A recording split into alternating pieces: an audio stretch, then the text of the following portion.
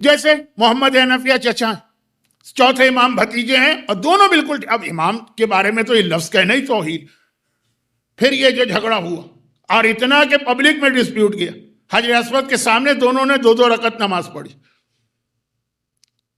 آپ لوگ عمرہ کرتے ہیں یا حج کرتے ہیں نا، تو میں تو جب آپ کے گروپ کو لے جاتا ہوں جب کبھی، تو وہاں دعائیں پڑھاتا ہوں نا حجر اسود کی، اور آپ ضرور پڑھتے ہوں گے چاہے اکیلے جائیں، وہ جو دعائیں ہیں طواف کی، اس میں حجر اسود کی دعا پہ کبھی غور کیجیے۔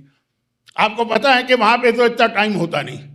آج کل تو سعودی اتھارٹیز کسی کو نہ دعا پڑھنے دے کہ دعا پڑھو، رک نہیں سکتے، ہر ایک کہہ کے بھگاتے ہیں۔ بڑا مشکل ہو جاتا ہے کہ میں، ورنہ پہلے تو بہت آسانی ہوتی، میں وہاں روک کے دعا پڑھ کے اس کا ترجمہ سنا کے اس دعا کی تھوڑی تشریح کرتا۔ اور وہ دعا کیا ہے جو حجر اسود کو دیکھ کے پڑھی جاتی ہے؟ کیا ہے؟ خدا میں یہاں پہ آیا ہوں، نہیں خدا نہیں، اے حجر اسود، اے حجر اسود، یہ دعا حجر اسود سے بات ہو رہی ہے۔ میں یہاں پہ آیا ہوں لتشہد لی بالموافات، تاکہ تو میرا گواہ بنے قیامت کے دن کہ میں نے اپنا عہد پورا کیا ہے۔ 2 باتیں، کون سا عہد؟ حجر اسود سے آپ کہہ رہے ہیں، اللہ سے نہیں کہہ رہے ہیں، امام سے نہیں کہہ رہے ہیں، پتھر سے۔ اور یہ کہ تو گواہ بنے، پتھر سے آپ کہہ رہے ہیں۔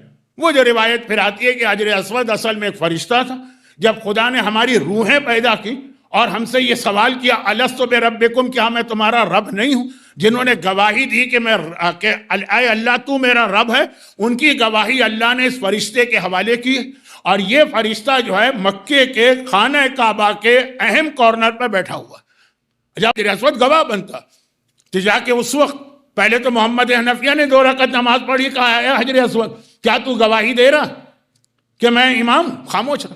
پھر چوتھے امام نے 2 رکعت نماز پڑھی اور کہا اے حجر اسود تو ہر ایک کا گواہ بنتا ہے، یہ جملہ ہے اس کے اندر، اور تیرے پاس ہر ایک کا عہد محفوظ ہے، تو کیا تو میری امامت کی گواہی دیتا ہے؟ حجر اسود نے 2 جملے کہے، ایک چوتھے امام سے کہ اے میرے امام معصوم، میں آپ کی امامت کی گواہی دیتا ہوں۔ دوسرا یہ کہا اے علی کے بیٹے محمد، یعنی محمد حنفیہ مولا کے بیٹے نا، اپنی امامت کے دعوے کو واپس لے کر اس امام کی اطاعت کر۔ تو امام کی امامت کی گواہی دی، اور جو امام کے سامنے تھا اسے ایک طرح سے وارننگ دی کہ اپنی امامت واپس لے لو اور ان کی امامت کو مانو۔